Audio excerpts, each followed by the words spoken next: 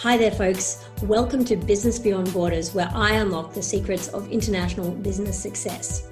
I'm Cynthia Deeren, and today I'm talking to Heath Behncke, the founder and managing director of Holon Global Investments and the executive chair of Libra Australia.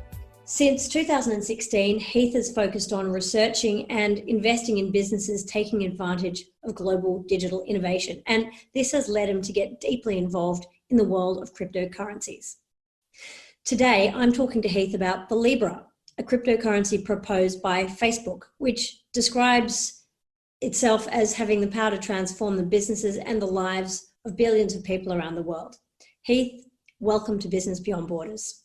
Yeah, thank you, Cynthia. Well, great to be on board. So today we're talking about the Libra. What is it? So yeah, no,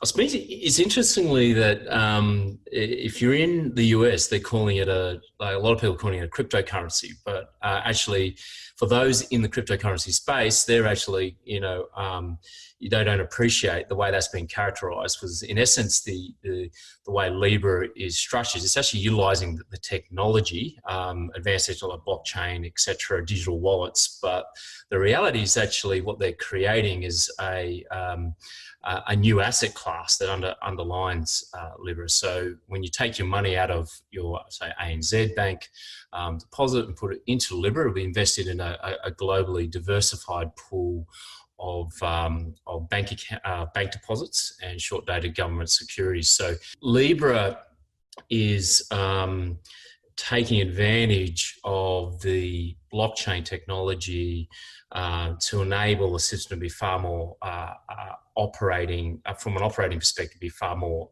efficient for the current system, basically.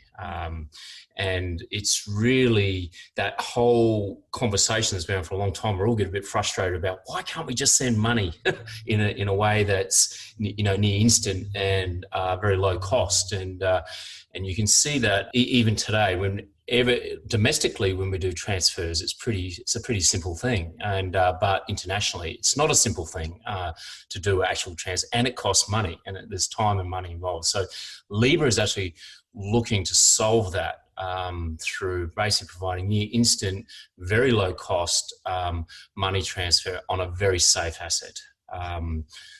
So that's the overriding aim of the Libra currency. How is it different to the other cryptocurrencies that are already out there?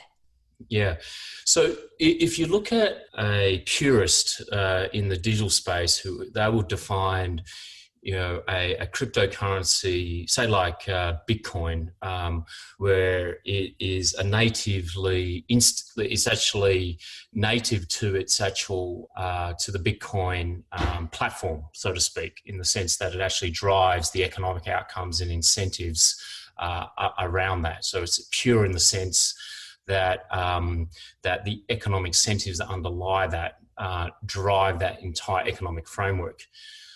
And there are many other projects out there which are driven in that way with new business models around that. But again, Libra is just basically utilizing the blockchain technology and digital wallets to make the current payment system far more efficient in the way it's actually run. So in some ways, it's kind of it's really laid across the current system, as opposed to creating a totally new paradigm, where in the case of something like Bitcoin, it's a totally new paradigm in the way monetary policy is actually conducted versus the way the current system is actually conducted, for instance. So it basically takes its value from a different place to something like Bitcoin or Ethereum, is that? That's right, yeah, exactly right. So the Libra, and the main thing that it derives its value from that underlying basket of basically government fiat currencies, or currencies backed by governments around the world, and the taxpayer revenue from that within the existing system. So if you think about one of the biggest issues for those in the crypto space is actually having a natively digital asset which was stable, secure and sound. This has been one of the biggest problems. So there's been other solutions proposed like Tether and USD coin, etc. But basically, Facebook is doing this on a very large scale by comparison to that. But it's something then in many young people in the digital space get very excited about, is the prospect of having something that's, you know, highly secure and that you can trust because it's basically backed and based on the current system. And the interesting thing about this, if I put my bank analyst hat on here after you, is that you're creating a new asset which is lower risk than what we have today. When you think about the diversification that you get from holding Libra, so in the context of for an Australian, for instance, now at this stage, it looks like Australia won't be part of the Libra Reserve, but we kind of want to be part of that conversation. That's why we're here, to be get our hand in there, so to speak. But you could actually hold the Libra currency, and that actually would end up, by definition, it's actually lower risk than if the Australian dollar was part of that, GDP global weighted, for instance. If Australia went under, became a banana republic, as you know, once our past prime minister said, you would actually retain, you know, vast majority of your wealth. So there is that's an interesting dynamic here, is that we are in banking parlance creating this lower risk asset as well. Putting aside there'll be a little bit of currency volatility, of course, relative to your own local currency, but that's one of the most interesting developments about this and considerations for regulators globally, in that when you alter bank capital structure, you have to be aware of that. So why did Facebook propose a new currency or a new cryptocurrency? When you look at where Facebook's doing business today, it's for the vast majority of it is in developed markets, but that represents a very small proportion. It's not the majority of the users on their platform, so it's less than 30% of the users on their platform. However, that's generating the bulk of the revenue. For them, they see an opportunity to help the 70% on that platform where they're not really driving much revenue. And one of the biggest issues they're looking to solve is to help with that financial inclusion equation by, you know, lowering the cost associated with delivering financial services in a lot of those developing markets. Now, by doing this enables them to, of course, extend the usability of their platform, marketplaces and things like that. So that's where they see while they don't make money out of it directly, there's this indirect benefit to actually helping the 70% in those developing markets. And if you talk to, as we've been talking to the Libra Association, it's one of the very big, the focus is on solving financial inclusion. It's why the social impact side of this is very important. While we're engaging, we have social impact groups on board with Libra Australia, because that's really the driving motivation for this near term. Longer term, there's a bigger, if you're reading through the white papers, the Libra white papers, is the digital identity piece, self-sovereign identity, is probably the bigger thing that they're interested in actually solving, and that requires you to have a payment mechanism that's very, very low cost in essence. So that's embedded within those. If you look at one of the most important thing that's happening in blockchain is around self-sovereign identity and our individual digital identities online, and data and access rights associated. And that's a big part of this longer term where this actually heads. Okay, so you're the executive chair of Libra Australia, and that is linked to, as I understand it, the Libra Association. Can you tell me a bit about that? Let's start with how you actually got involved with the Libra movement. What's the story there? Yeah, so I come from I was an actuary by training. So when I went through university, but I quickly went into financial markets, and I've had an affinity with technology and financial services ever since I entered and financial markets. Back actually, it was around the tech wreck era, just before the tech wreck actually, back in March 2000. So we're at an interesting intersection of time where we see that the global digitalization of financial services is starting to take hold.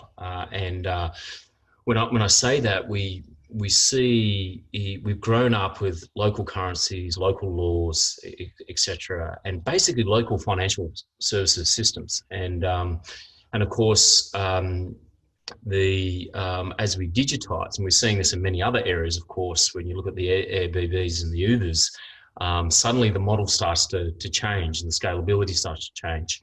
But we in financial services are kind of, because you're embedded in local laws and regulations and currencies, it's hard to actually, in some ways, scale a lot of what happens in financial services, like banking. There's very few truly global banking organizations as a result of the way our current system is actually set up. But when blockchain came along and started to, in about 2016, really went down the rabbit hole, starting to have a hard look at what the technology could do, distributed ledger technology, you start to realize there was that possibility that things could change, and a probability that at some point a very large company would take the technology and would enable this global digitalization of financial services to come about. So in some ways, when we today, we have investments in Visa and MasterCard, so right across that space, they're great business models. But when we saw Facebook's announcement with the Libra proposal, it was clear to us that a very significant player was involved with a genuine innovation agenda. I don't think anybody will look at what they're doing and say, actually, that's not good for humanity. It's a very good thing for humanity. And it was clear to us that a lot of companies in our portfolio think about how this is in the Holon Photon Fund, the global equity fund that's focused on innovation disruption, is that a lot of those bigger companies are thinking about how do they solve problems for the 7.5 billion plus people on the planet. And of course, it's hard for Australians to think in that sort of way. And what was very clear to us, it was very important, given Australia's overweighting to financial services, being our largest sector in our economy, and also on our at 10%. And also because it's nearly, it's 33% of the Australian Stock Exchange, that we needed to be involved in that conversation. We need to participate in that conversation. So it made sense to us that because of our understanding of where things were going, so that we could help drive that conversation, drive that participation. And particularly also my twin brother, Luke, had been involved in government policy and regulatory areas for 20 years. So he really understands the government machinery, the regulatory machinery on that side, how to help with that education process for everybody here in Australia, with what this change actually represents. So for us, it's just very clear, like we as Australians, as a small population of people, in the scheme of things, we're not significant, but but we've got something to contribute to this conversation, given our very strong forward-thinking financial services sector, and we've been very good over time at actually embracing a lot of the new innovations that come through. If you look at our current, what the RBA's done, etc. So for us, it made complete sense. And we kind of looked around and said, who else in Australia is probably going to be doing this? And what you do sort of realise as well, Cynthia, there's not that many people I've met who've actually got have focused on or understand the traditional financial services infrastructure, but also what is the essence of this movement with the digital, what's going on in the cryptocurrency space, and the new technologies that are actually coming through. So I think we're uniquely positioned in that way to actually help with that overall conversation. If you're enjoying the Business Beyond Borders podcast and you're thinking about expanding your company internationally, check out the Deeren & Associates website, deerenassociates.com. So what's Libra Australia doing in that respect? How are you joining that conversation with the rest of the world? Yeah, well, look, there will be down the track. There will be international connectivity with this. So it makes a lot of sense to actually have international ties and strong international linkage, of course, because being remittance, it makes sense to actually have that. So there's conversations that are going on with that international connectivity, which really will help with actually the use cases and which particularly the remittance use case, the first one, that's very important. Locally, we've pulled together universities. So my university went to the ANU, Uni New South Wales. And others actually have come on board, RMIT, etc. Local law firms like Gilbert and Tobin and Piper Alderman, people there were very lawyers who are very up to date and very forward thinking over the space to help with the legal conversation around this, to help people like Senator Jane Hume and others down in Canberra. We also got technology players who are deeply involved in the technology, who actually understand the requirements to run the institutional grade infrastructure and the high throughput that will be required for this. This is one of the issues that Facebook's had to contend with. Is right, we've got a large base of users. We would expect we need to be able to actually operate at scale. So you need the right technology players. And we do have that in Australia and connectivity with that. The all-important social impact groups, so they're very important in this equation. So we've already got a couple signed up, but we're looking to engage with more of those players who can really help us with really trying to address the underlying issues associated with financial inclusion today, and understanding that. And the Libra Association themselves seem to really made it that very clear. So that's a very big driving motivation actually behind it. So we've pulled together and we're talking to a lot of the e-commerce players here and financial services companies here, right from the larger end of town, the big banks to the neobanks as well, who understand,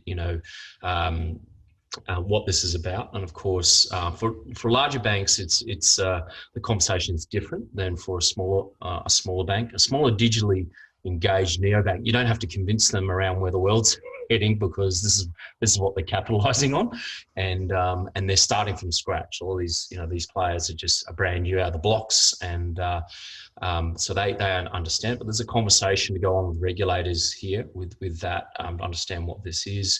The bigger banks is that the conversation's a bit different, because the bigger issue that they face is really our physicality. So you imagine, as we look forward, it's probably likely that we're probably going to reduce more branch numbers are going to reduce in the country, ATMs, etc., as more and more as we digitise. So there is a real conversation here that they had to help a lot of the regulators and participants in the system about the evolution of money as we digitise. And of course, wrapped up in this conversation as well as that we're seeing globally is a central bank issued digital currency, which is starting to, because of Libra, that conversation is really starting to rise to the fore globally. So we're looking, also engaging with people in this ecosystem to have an understanding of that as well, because we believe that it's a natural part of the conversation that Libra actually will drive, and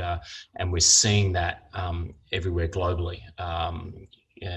Some of the announcements that are coming out in particular. You've seen particularly the Chinese, their viewpoint. They're about to launch a central bank digital currency. But a lot of the Libra conversation is driving that. People starting to hang on, we can evolve our money. Let's look at this more seriously for our own fiat currencies. How do we actually evolve our money? You've mentioned a couple of times while we've been talking that Libra could potentially change the shape of international business.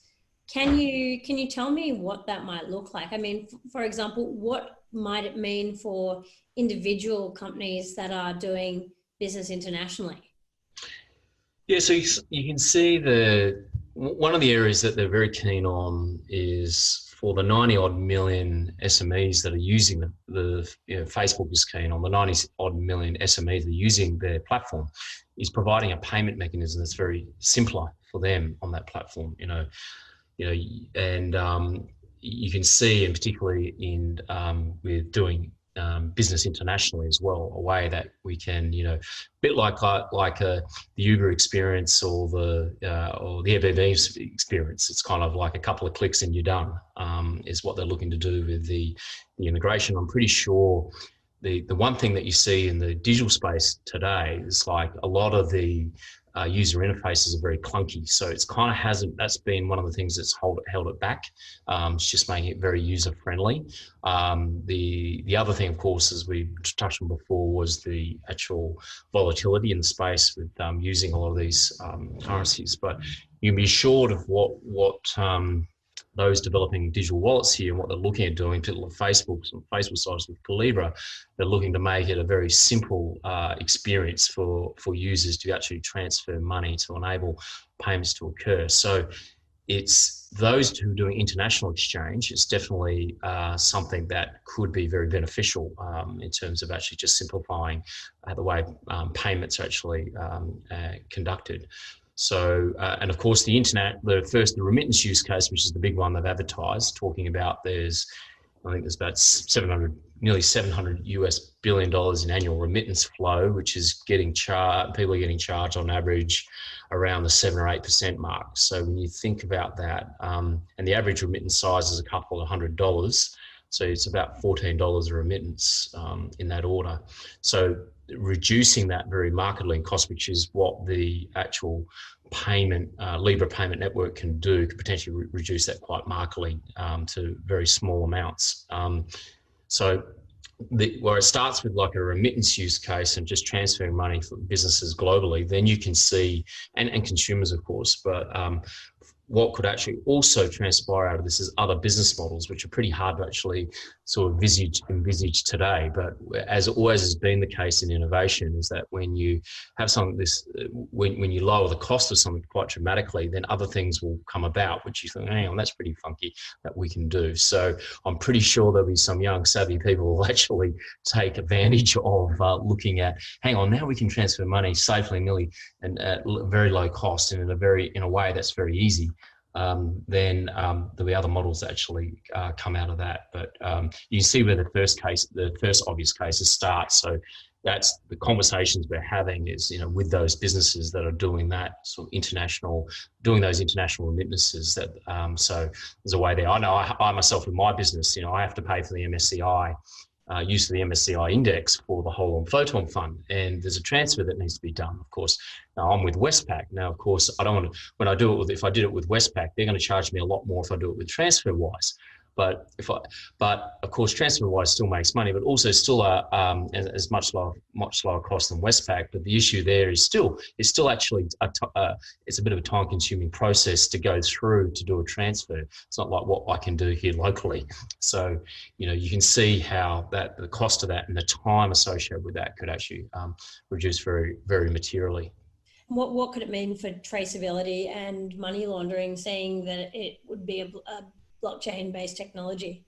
Yeah, so I think the biggest thing here, and I can understand, the conversation that's going on here, because we've, being involved in the current financial system, over time, and we're protecting against nefarious actors, and we've had the whole system is bearing quite a substantial cost from that, and I've seen this through analog KYC AML. It's which we're still doing today, and sometimes it's very frustrating actually with that approach. But I believe that there are solutions out there for digital KYC AML, which is far more effective and far more cost effective at at protecting against those nefarious actors. And one thing that's very clear about a blockchain-based system, digital-based system, is that everything's traceable.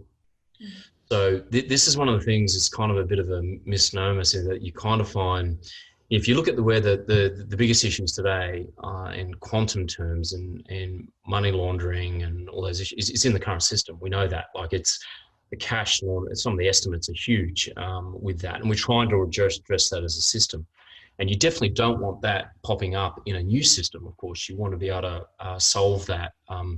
But what's clear, and it was kind of there was a analyst out of the US called Holon, who's big in the digital space, worked in the traditional space like myself. She's based out of Wyoming. She's driving a lot of the laws and the changes there. And as she commented, she can just see it in the banking system today. We're just spending an inordinate amount of money to try to protect against the nefarious actors.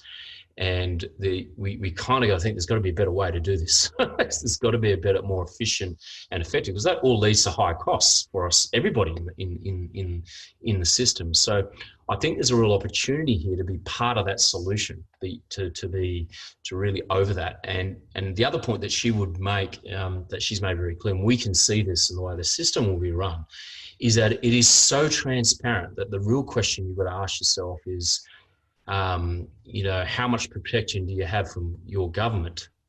Because that's how the system is very open and transparent. And look, we don't. And again, Australia's got very good actors in our system, very good actors, and a sound financial system, sound institutions, great frameworks.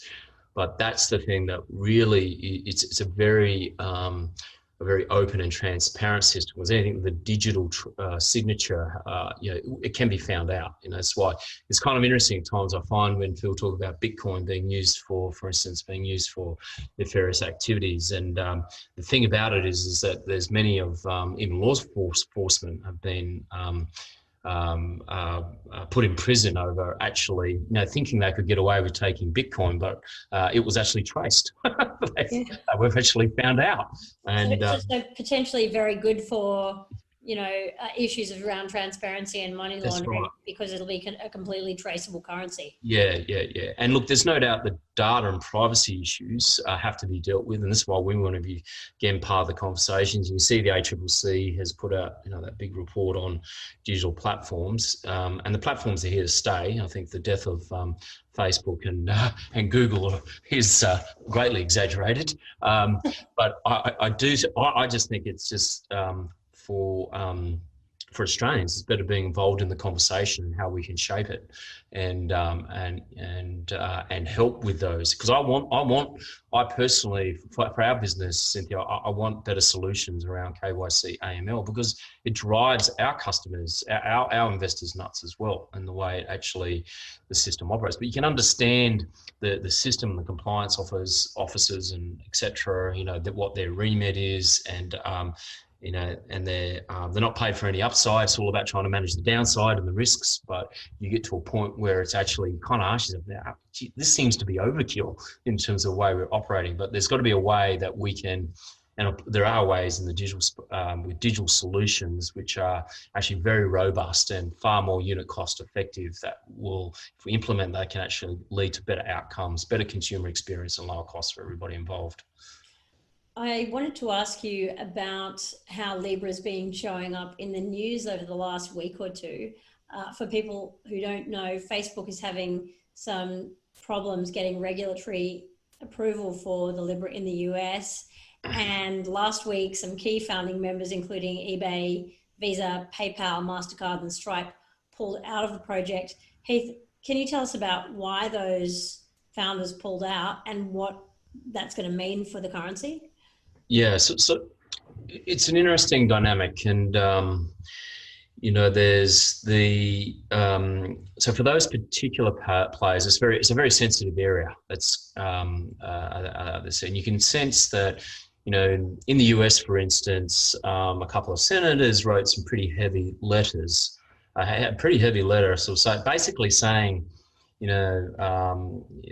MasterCard, Visa, etc. If you actually are part of this, then we're going to scrutinise everything you do. So basically pointed at their existing business and said, we're going to look at everything there in addition to what you're doing here. And of course, for some in the US, they kind of sat back and, that's probably commentary that I think a lot of people in the US who are really trying to drive innovation wouldn't appreciate, because that's how you really stifle it, of course. And but you can understand, there's quite strong, because of the issues with the messenger. I think, again, it comes down to, I don't think anybody disagrees with the innovation. I think everybody's actually quite supportive of the innovation. I think the issue is it's really because of some things that have come to light as Facebook's grown up, and you see some people particularly in the US Congress that have been, and understandably, the democratic process there with Cambridge Analytica, we know there was issues associated with that. So that was part of it. You can see also the other part here is to keep in mind that this is a new payment system and is structurally very different to the one we have today, which those players actually operate in, with Visa and MasterCard, what they operate in. And the revenue model for this looks very different.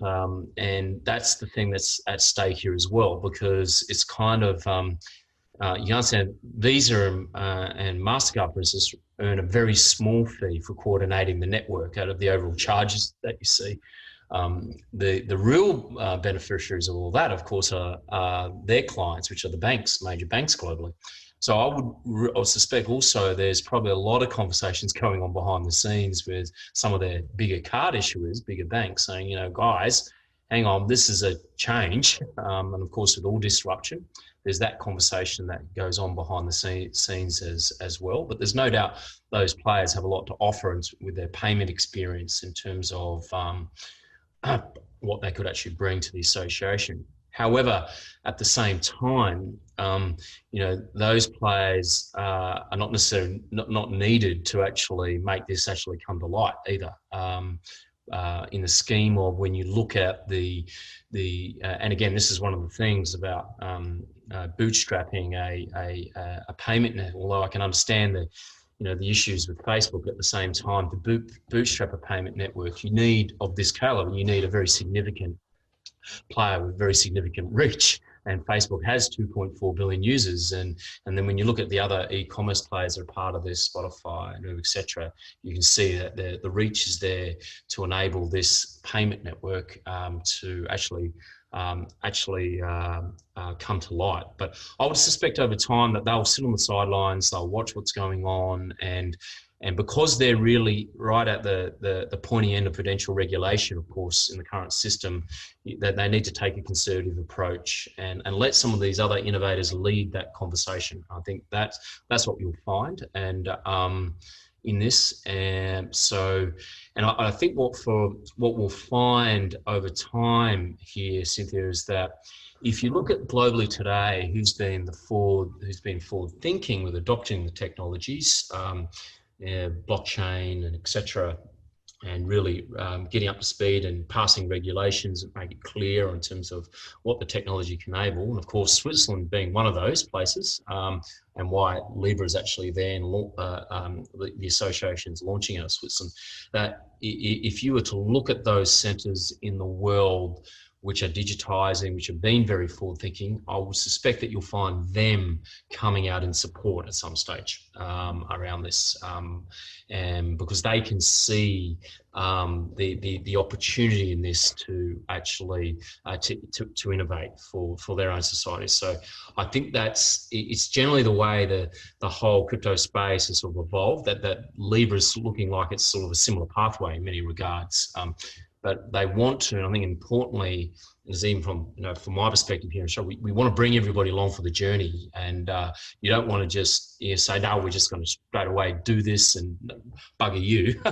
We want to actually bring everybody along for the journey and the education is required with that. So you can see, I think that over time we'll see, particularly with those who are involved in and committed to it, that as more education comes to light on what it actually is and the benefits from it, I think that we'll start to see a change in that, and conversation. But for us, again, it says you can only be a part of that. You want to be part of the conversation first and foremost. If you're not part of it, then you can't contribute to it. So that's, again, our viewpoint is, let's be part of that conversation and help shape how this actually looks. And that's particularly our argument to a lot of Australians, the regulators here. It's very important we be a part of this, because we can see going forward that there could be quite a significant shift in the way financial services could be conducted. And it could allow us lower cost and lower risk in the system, which is it's a hard thing for a lot of people to kind of comprehend on the risk side. But from my perspective, as putting my banking hat, putting my actuarial hat on, I can see how there would be benefits to countries who actually in their country rating and a lot of the way they conduct financial services. If we continue to really push that innovation in a way like this, when you look at it, it's lower cost, it's lower risk. Hang on, maybe there's something in this that we should actually be pursuing. So where to from here for the Libra? Are we likely to see a launch of the currency anytime in the near future, or are people going to just keep discussing it for a while? What's your prediction on that? Well, I think, look, the framework is, they've indicated sometime in 2020, and that they're looking to launch the Libra Reserve out of Switzerland. Of course, they've already announced they've applied for the license, the payment license, and the Swiss, and again, I keep referring everybody to watch what the Swiss are saying, because it's really down to the Swiss in terms of whether the Libra reserve gets up, and then what countries engage is really up to each country. And of course, Facebook, and as Mark Zuckerberg was saying last night in his testimony, of course, he wants the US to be on board with this. He's passionate about his country being involved in this, of course, and but it's really in a borderless global digital world. Of course, this can launch once the Swiss are happy with the actual, with satisfied that Libra and the association are doing everything the right way. So it will happen. Look, I wouldn't be surprised if it gets pushed back, and the pushback will be more due to the education that needs to go on and the conversation that needs to go on to bring everybody along for the journey. And I think that's probably likely that it will be pushed back in that way.